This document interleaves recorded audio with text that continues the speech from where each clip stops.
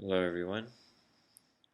Today we're going to be looking at karma and all the various aspects and dimensions in relation to karma. Karma is a word, if you didn't know. It's a word that refers to, well, it refers to various different things. Like any word, it has different meanings.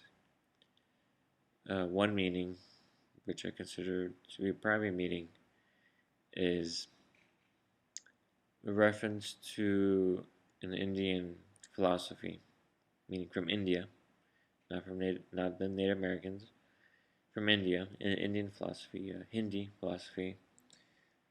It's part of their, let's say, spirituality, religion, however you want to call it.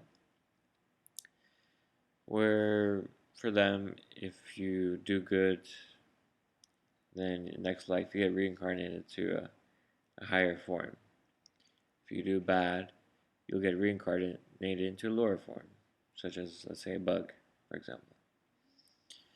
So that's a very crude and that's a very simplistic way to describe it. That's in essence what it is.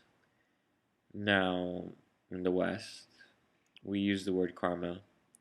Here in the United States or European countries, we use the word karma to refer to when, let's say, God punishes you for doing something bad or wrong. Like I've had people in my life saying they knew that when they did something wrong or bad, that a few seconds later they hit themselves or there's like some punishment right away. And they said that they knew that God was punishing them. So that's another example, another use of the word, another definition. And in general, that covers the whole spectrum, really. That if you do good things will happen to you. If you do bad things will happen to you. Now, what's interesting here is who is the one that is defining what is good and what is bad.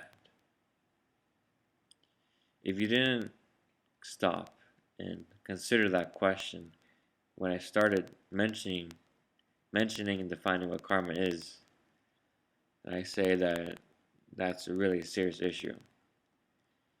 Because if you don't know who and why and how someone is deciding what is acceptable and not acceptable, what is good and what is bad, then really, what are you really doing but just following someone blindly without awareness, just being unaware? So that's the problem, really, I see. Sure, there's another aspect. So, one, what we just mentioned is, be able to define, okay, how should I live my life? Who should I be? Who am I? How will I choose to be and how will I choose to act? That's one question. That's a very interesting question in itself. But there's another dimension to karma, another definition that's attached to it. And that is some unseen magical force, some god or entity will carry out your punishment and reward for you, will reward you for acting justly and punish you for acting incorrectly. And that is a whole nother story, right? There's a difference between trying to do what is good for, let's say, because it's good, or because you're trying to get a reward or trying to avoid punishment from an unseen God that you believe in, acting in fear or desire. Is that how you would want to live? In either constant fear or constant desire?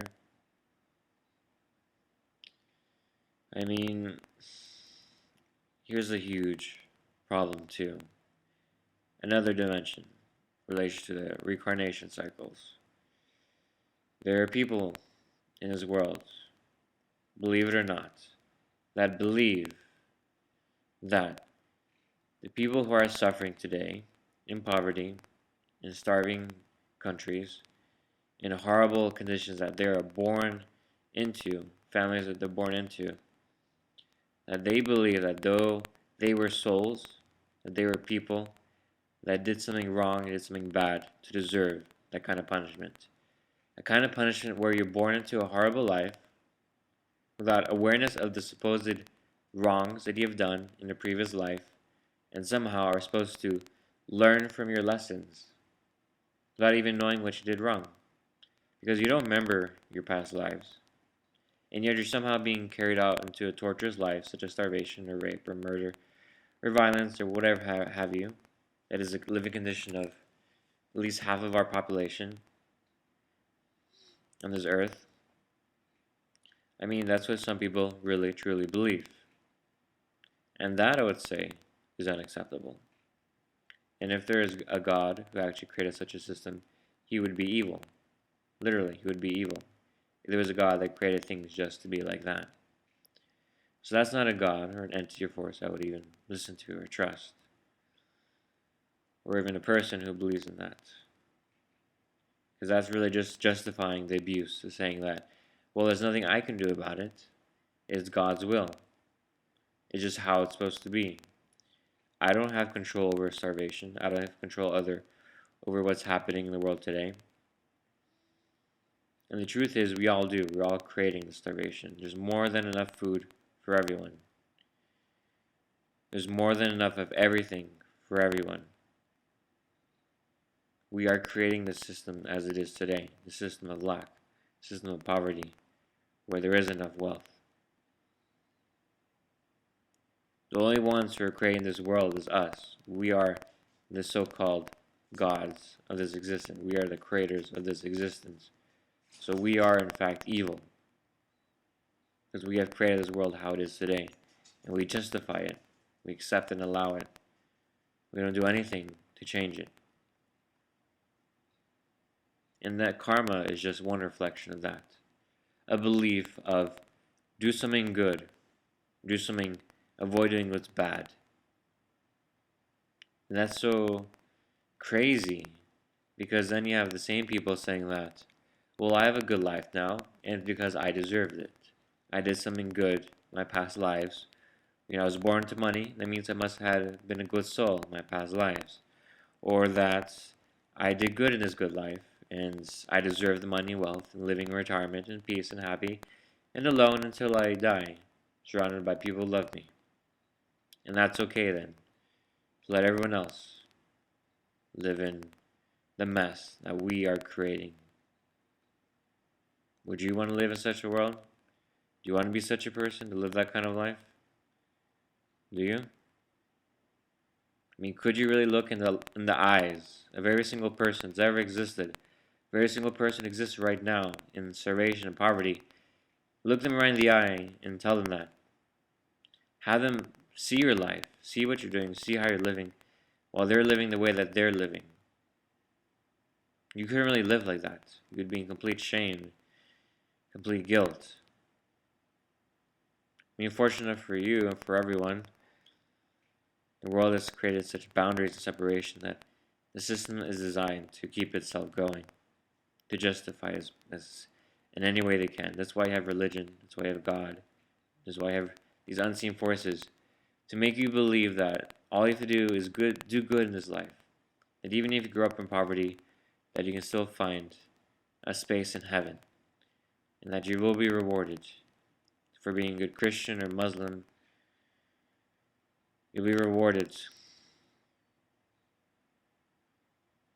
I mean, you're only living for the afterlife. You don't know what's going to be there. You've never been there before. You don't have any memories. You're doing that on pure faith. What happens when you wake up? Let's say you pass on to the next life and you see there's no magical rainbow. And then let's say you have to face the whole world, how things exist right now. And see that's been too late, where you could have dedicated yourself to actually change this world once and for all. So that no matter who is born here, whatever child is here, no matter where on the earth, they will have a life that's secure. That's a guaranteed life, of safety, of education, of harmony, of, of what they physically need to live: food, water, shelter, in order to actually grow and expand and develop and flourish like a beautiful tree. We all need things. Our physical bodies needs sustenance. That's a fact. No matter what religion you are, no matter where you are on the earth, you need to take care of your physical body. No matter how educated you are, what family you're born in, that's a fact. And we have enough of everything. We've had enough since for so long. All we have to do is simply work together, cooperate, share, support one another, work as a team, be as one, be equals, treat each other as equals. The only one stopping us is ourselves. There's no one else out there. Karma has been used as an excuse. Religion has been used as an excuse. There could be a way to live in such a way that is best for all. That could be your guiding principle. That could be the creed you live by, your honor system, what you dedicate to. That could be your life. The life that you live for yourself and for everyone. I mean, if you want, you can call that a religion, a philosophy, even karma. But it is what is best for all. Those words describe it. What is best for all of us, as one and as equal. Do you dare to correct human nature, humanity, once and for all? Start with yourself. It's the best place to start. See us on the forums. We'll support you. Good luck on your journey.